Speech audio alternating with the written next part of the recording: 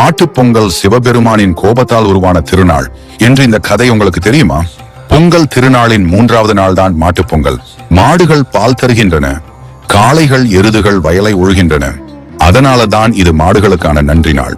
ஒரு நாள் சிவபெருமான் தன் வாகனமான நந்தியிடம் ஒரு செய்தியை அனுப்பினார். சிவபெருமான் நந்தியிடம் சொன்னார், மனிதர்கள் தினமும் எண்ணெய் தேய்த்து குளிக்க வேண்டும், மாதத்திற்கு ஒரு முறை மட்டும் உணவு உண்ண வேண்டும்.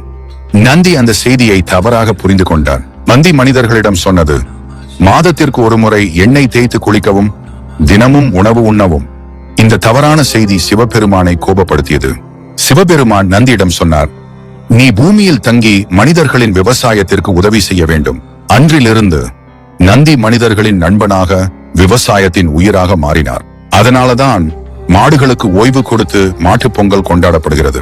மாடுகளை குளிப்பாட்டி கொம்புகளில் வண்ணம் பூசி பொங்கல் படைத்து ஆர்த்தி செய்கிறோம். இந்த நாளில் ஜல்லிக்கட்டு நடைபெறும். புதிதாக அறுவடை செய்த உணவுடன் அனைவரும் ஒன்றாக கூடுவார்கள். ஒரு தவறான செய்தி மாடுகளை மனிதர்களின் உயிராக மாற்றியது. அதுதான் மாட்டுப் பொங்கல். அனைவருக்கும் இனிய மாட்டுப் பொங்கல் நல்வாழ்த்துக்கள்.